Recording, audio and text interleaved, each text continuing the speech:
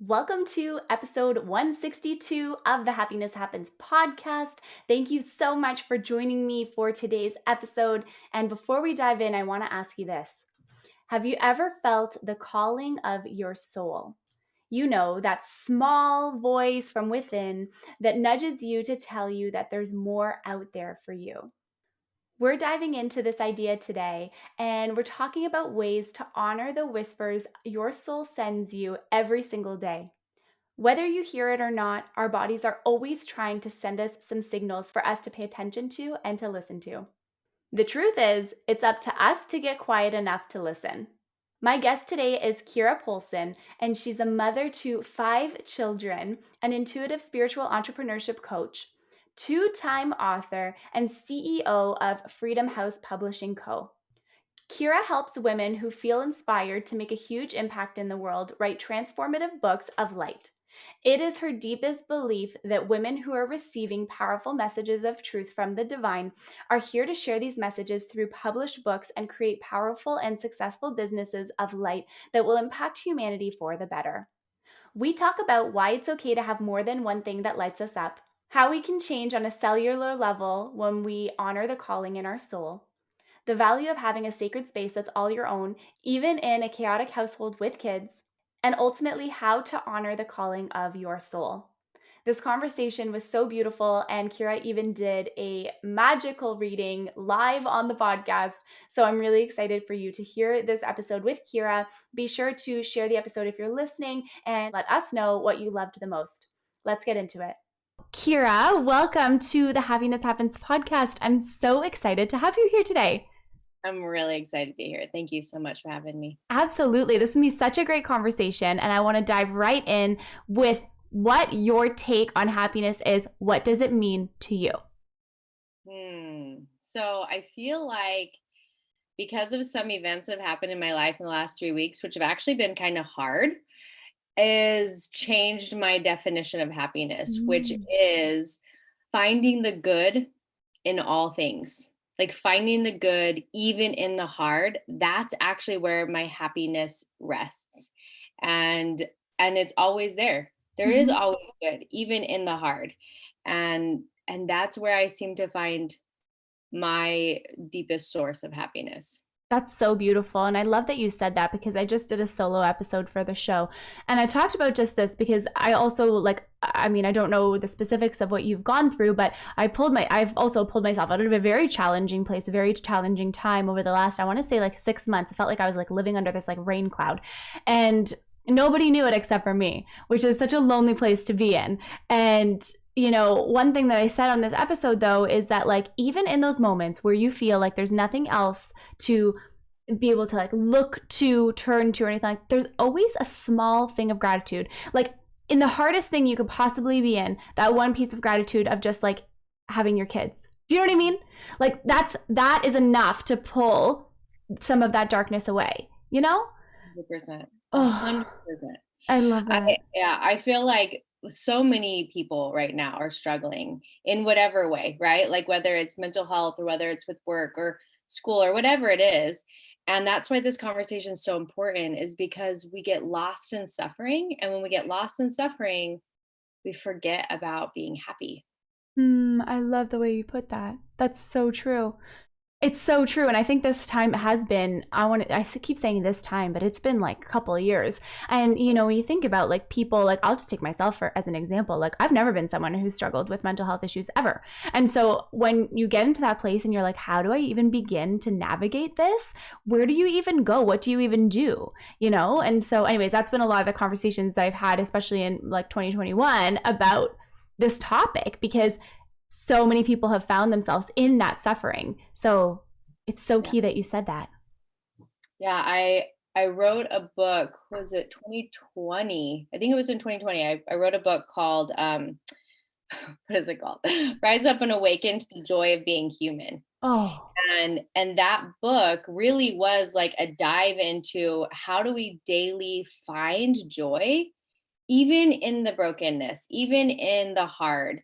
And it's like weird, but it all comes back into our senses. mm-hmm. Like if we can just, feel something. Like I'm a big touch person. So if I can put like a soft blanket on me or like soft slippers, all of a sudden I start to feel better. And then it's like easier to be happier, right? Or like sometimes smell or touch or taste, anything that can like help us feel good is going to transition us into being a little bit happier. That is so great. I love that. And I couldn't agree with you more. It's funny, as you're talking, you and I have so many similarities. I'm like, yes, blankets, yes, slippers, yes, to all of it. Oh my goodness. Okay, so from this point, let's kind of shift into a little bit more around the work that you do. Because I feel like a lot of your work, I think it has a lot to do with helping people find their happiness, right? And, you can define happiness in so many things. It can be inner peace, it can be joy, it can be fulfillment. Like everyone's definition changes, right? So what are some ways that you help people maybe tap into like their innate joy and their true self? Yeah. Well, so I help women who feel this like deep desire to make a difference in the world. And most of them end up being authors, which is why I have a publishing house so I can help them publish. But it's also like when we dive into what we're here to do, like, because I'm a mom to five, and that is for sure my top role. But there's like Kira, right? Like separate than mom, separate than wife, separate than like the things that I do. And that Kira has like an innate purpose. And when I dove into my purpose, it was like everything. I just felt so much happier, so much more fulfilled. All my other roles actually expanded in happiness. And so that's what I help women do is I help them really land on their deepest calling. Mm. And then we create it into actual work. Like, let's build this into a business so that you're doing something that just like fills your soul all the time. And it's just so much fun. I love that. That's amazing. And I think that it's so important too, in a time especially where I think a lot of people have started to question that, right? Like you find yourself in a job that maybe you didn't love, or you find yourself, doing all the things in life because you feel like you should do them. And it's such an important conversation to be having. Have you noticed a shift in people? Like, have you noticed that there's been a lot more people who want to find their true inner calling? Well, I think what's actually happening is that people are feeling like they are being called to make a difference. Like as the world broke, it like made leaders rise. And so more women are feeling this call, like I am here to rise, I'm here to lead. And so yes, more and more are showing up. But what's super cool is I've been working with this group of women for a while, and they were starting to post their before and after pictures, like if they were in a weight loss group, right? Like here's my before and after. And their before when they started working with me, and they're like after of when they started their soul work, like they're different looking people. And I'll say that for myself. Like you guys wouldn't even recognize me if I showed you a picture of what I looked like before I began stepping into my soul purpose and my work. Like I'm a different person at a cellular level, and I see that just happens. Oh, that is so true. And you can like see it in the person's eyes. Cause like I did this, I think it was probably about like a year ago. I had taken a photo at like when I was in like a really dark spot. I think it was like 2017 or something like that, 2018. And I took a photo of then and I put them side by side and I posted on my Instagram, and I was like, my skin looked dull in the other photo. My eyes looked like there was like nothing behind them. You know what I mean? It was just like a shell. It's so true, and it's so crazy. I know. It's so fun. It's like, holy cow, we actually can change at a cellular level when we choose to step up and honor the calling in our soul. That's amazing. Okay, Keira, what would your best tips be for helping people to really nourish their mind, their body, and their soul on a daily basis? If you have top things that you would recommend. Okay, so top thing is creating a sacred space. Ooh. And that is, I mean, it's a non-negotiable for me. Every single day, like sacred spaces first. And that doesn't mean that you have to have like this yoga room or like this magical place, even though that would be lovely. But really, you just have to have a spot that you dedicate to your sacred work. And you go there every morning, and it just includes all the things that make your soul awaken, get in alignment. Um, it's like nourishing the roots before the day begins. And Mm-hmm. so I have a training on it that actually, if you guys want, I can just make a coupon code for all of your listeners and they can just take the training. Um, but it's like, how do you start a day where you're grounded in alignment in your own nourished space? Like, how would your day go? It'd be so much better than like the alarm clock goes off, you run out of bed, you jump in the shower, or like you hurry and make kid food for your kids. Like, there's something about starting in alignment that just changes every aspect of the day. Mm, I love that. And then for you personally, what does that look like? Can we know? Yeah. So it's I have like a short version and I have a long version. Whichever Long you feel like sharing. long version's like Disneyland, and when I get the long version, it's like, oh, it feels so good. But some days I only can do the short version. So the short version for me is always prayer because that's how I Mm. align. But then I work with my angels. So that means that I call in my angels and I actually give them assignments. Like, I let them know what needs to happen in my business. I let them know what needs to happen in my mother life and where I need support. And then I do healing work. So I created a daily 10-minute healing practice that people can do every day. If people have never used healing, that's like, it's like the best beginner spot. But for me, I do my chakra work that I do. So I always at least heal one chakra. And that's my short practice. My long practice is I do that. Plus, I chant because I love to chant. I do a little bit of drumming with my drum and I do some EFT. And actually, on both days, I always do some gratitude because gratitude just, that'll shift you no matter what space you're in. Mm-hmm. It really, really, really does. These are so cool. Like, I love this because I think that it really challenges the idea of like what a morning routine, quote unquote, has to look like, where people are like, make sure you journal and make sure you meditate. But like, there's like a million other things that you could actually add into that and do whatever you want. And that's where I think sacred space is super fun. It's kind of like, I don't know, when I was 16, my parents let me decorate my bedroom and I was like, psychedelic butterfly, glue, glowed in my black light. It was like, oh, this is so fun, and it was so special because I really just made it mine. And that's how I feel like sacred space is you get to choose Yeah. what makes your soul so happy, not what Sarah does, not what Ted does, not what anyone else does. Like, for me, I could chant all day. I'll love it. I'll love it. I'll love it. And that's why it's in there. Healing work, I don't always love healing work, but man, I don't love when I don't do it. Like, Right. it has such huge results for me that it's a non-negotiable. But the things that I love, like I have my beautiful mala on today. I just, Beautiful. whatever I can do that makes me feel loved by myself, that's what my sacred space and my sacred work is. I absolutely adore that.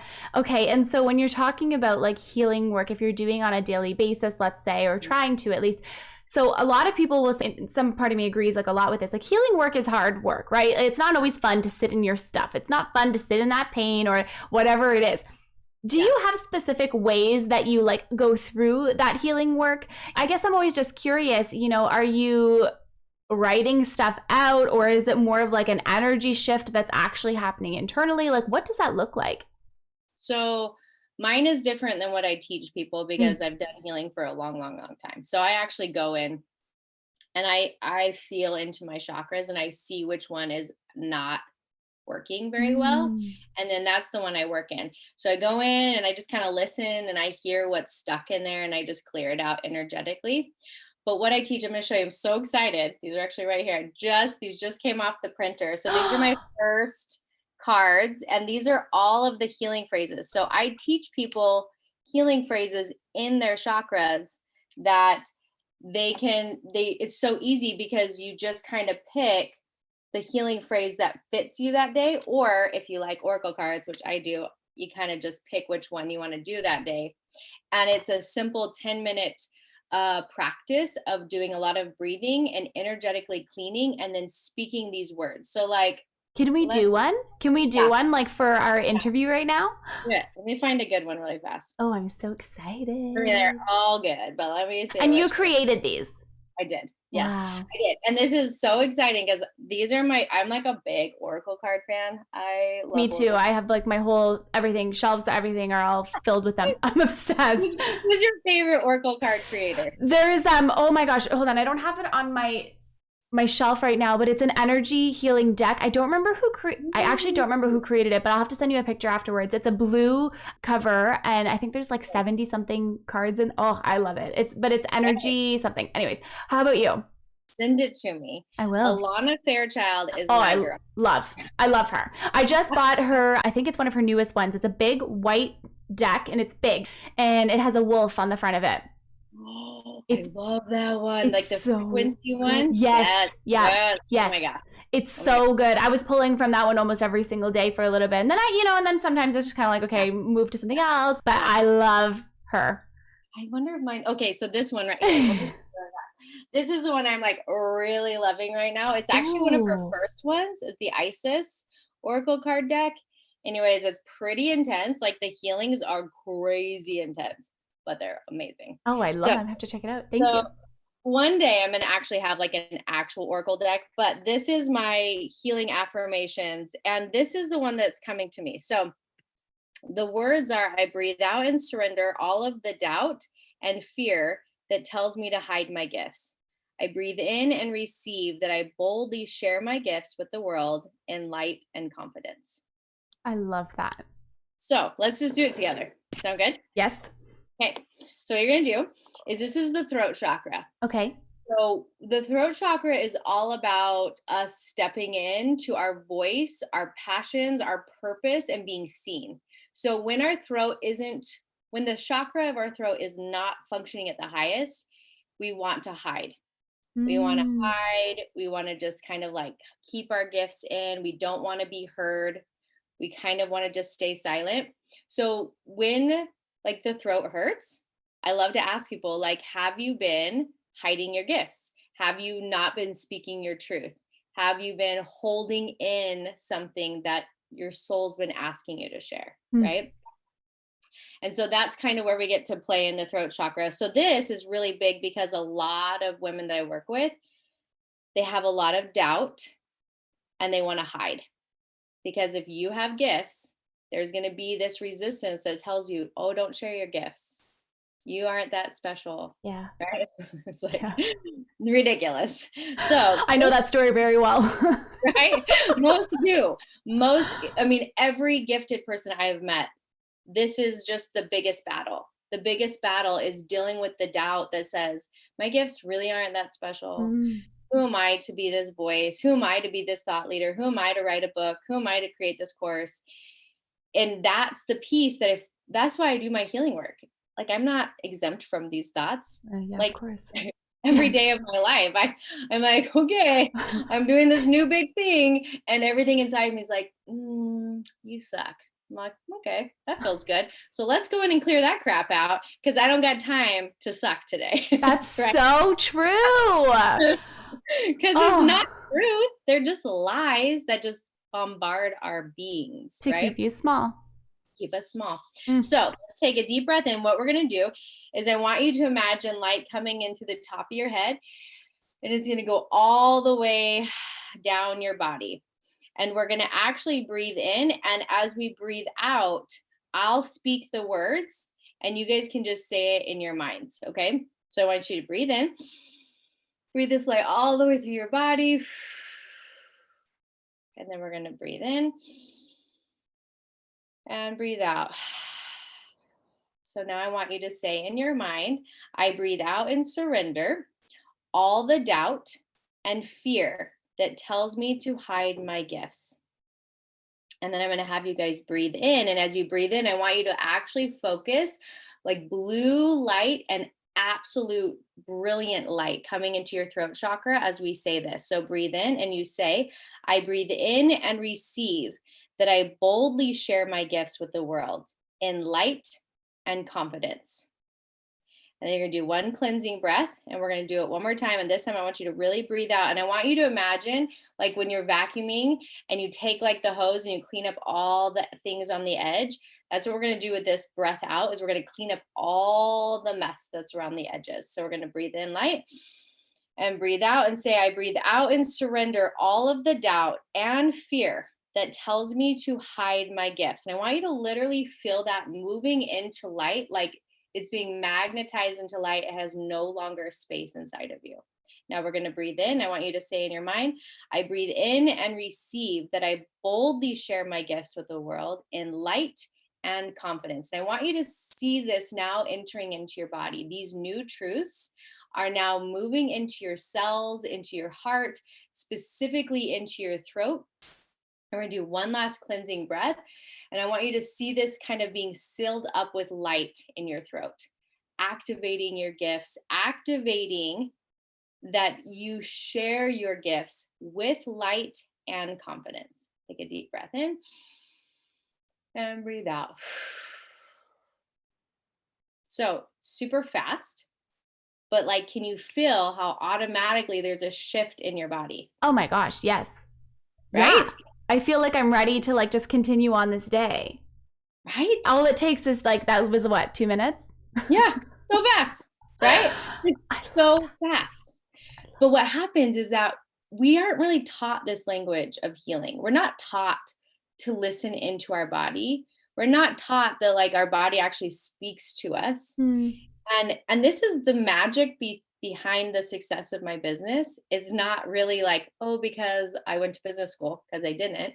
It's because I actually clear out the crap that wants to keep me from succeeding. So every day I'm in my chakras going, where today wants to hold me back? Where today is my old trauma, my old pain, my old belief systems wanting to run my life? And then I do a quick clear out and we just move on with the new truths. I love that. Okay, so what I think I love the most about all of this is that it's really simplifying what it feels like to clear out that past trauma, those old stories, all of that fear, all of that doubt. It's like sometimes it can be something you sit in for weeks, sure, but it doesn't always have to be. Like it's something that you can actually shift and move quite quickly, which I love. I've never really considered that before. Yeah, I'm always like, what's the fastest way? Yeah. Right?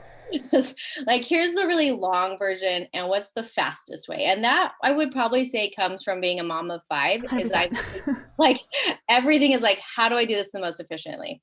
And that's really like I've taken my years of healing and placed it into a very simple but like powerful clean out so that every day you can stay in alignment. That is so beautiful. I am obsessed. I think that this is wonderful. And it's so great that we all did it together. I hope everyone enjoyed that as much as I did, because now I actually feel like I can see brighter. Like, does that make any sense? I'm like, oh, this is wonderful. So I have a question for you.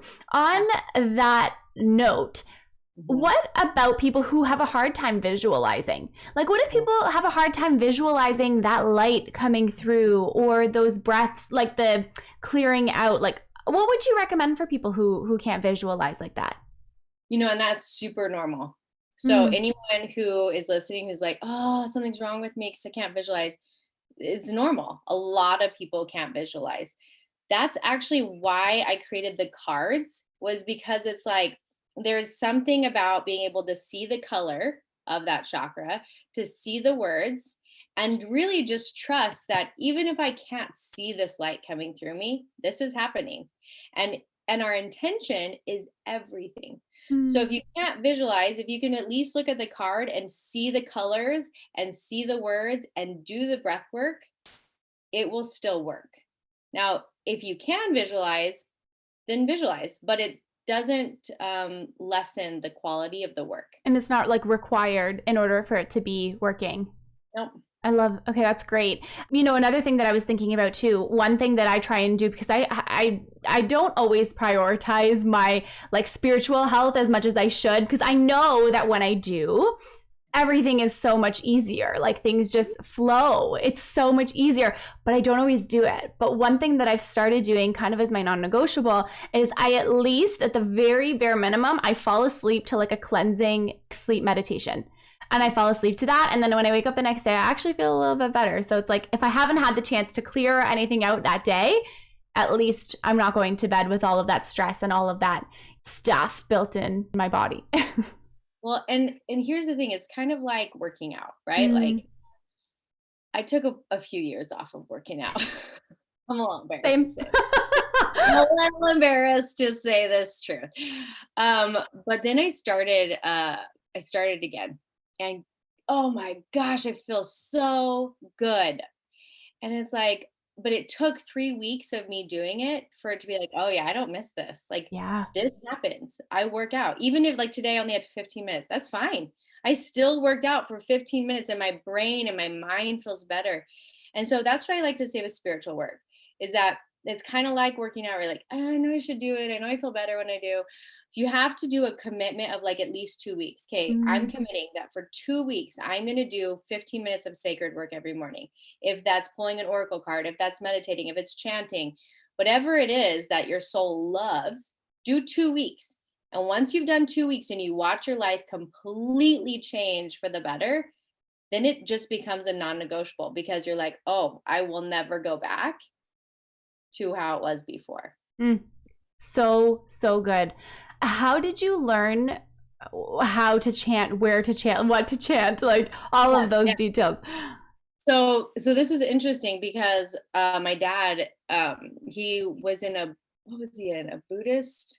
He was working at a Buddhist colony or something when I was in my mom's womb. Oh, wow. Oh no, when she was pregnant with me. And then, that's not really the religion we grew up in my family, but that's what my dad did when she was pregnant with me. And so he would chant to her stomach every night. And I remember them like telling me that story, and I never really thought much about it. And then I I was at this mastermind retreat years ago, and this beautiful woman from South Africa was like, she chants every morning, and every morning she would sit outside by this pond and chant. And it was like my soul would like draw me next to her. And finally I was like, can I just sit by you? And then she started to teach me a chant. And then every day it was like coming home. It Mm, was like a coming home for me. And so I only knew this one chant for 2 years. And then Alana Fairchild put out this course, the Kuan Yin Transmission.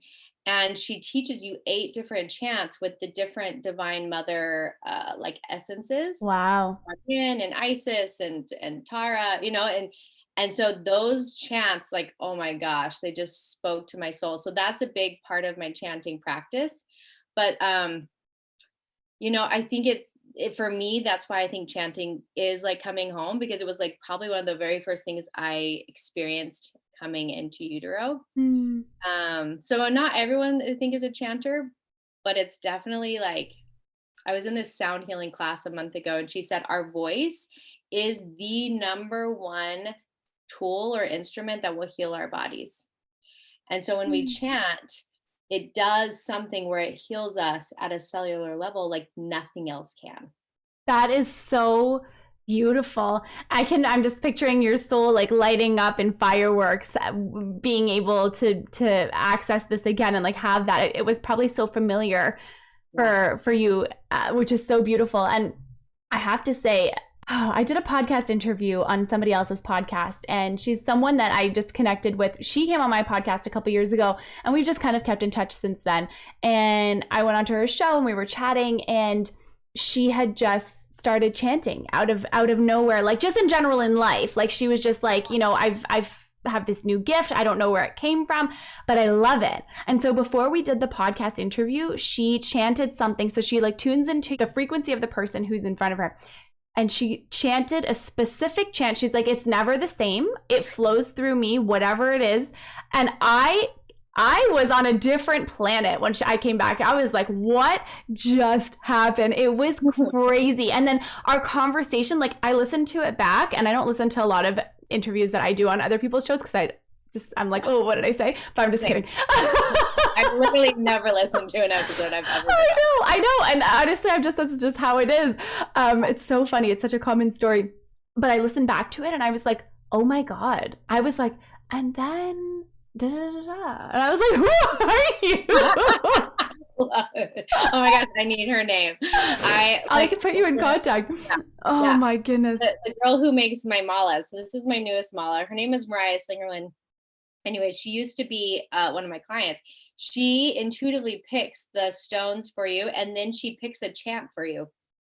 And so you chant the chant that goes with your mala. I And so love that. every woman who joins my mastermind, that's one of the gifts that I give them. They get lots of goodies when they join, but one is that I have Mariah make them their own mala Wow. with their intuitive chant so that they can have a chant to start using in their life and have like this really sacred mala. So Oh, that is so beautiful.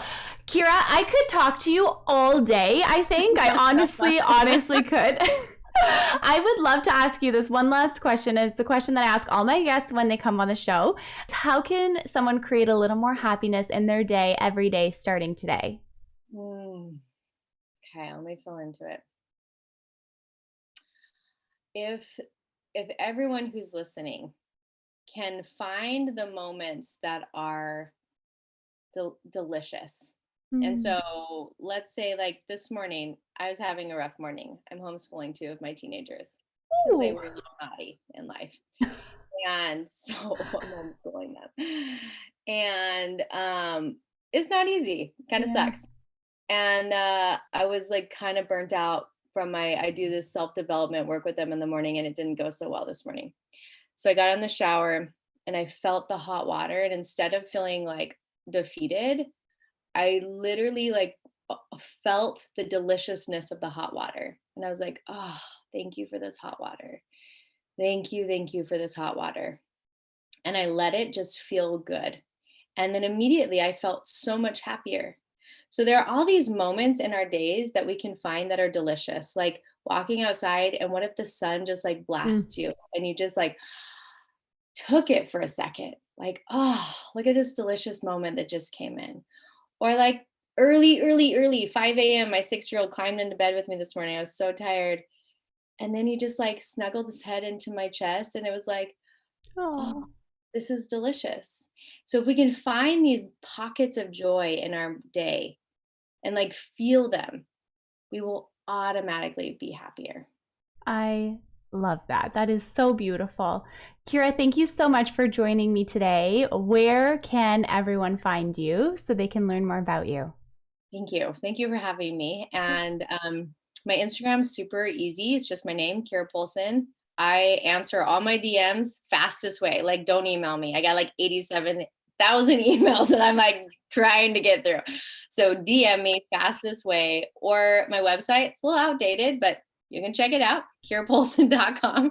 I'm just always creating. If they want to publish a book, they can head over to my publishing house website, which is freedomhousepublishingco.com. Amazing. And they can take a look at our publishing house. I love that. That's wonderful. Well, thank you just so much for this beautiful conversation and for everything, just for everything you are. Thank you. Thank you. Thank you for holding the space for this. This is such a pocket of light in the world, and I just honor you for being that. Thank you so much. I really, really appreciate that. Thank you. And thank you so much, everyone, for listening in to today's episode on the podcast. Be sure to connect with both of us so that we know you're listening. Let us know what you loved. Let us know what you want to hear more of. I know Keira will probably be very happy to hear from you if you're listening. So thank you all so much. Have a beautiful week. See you on the next episode. And remember that happiness happens when you're least expecting it.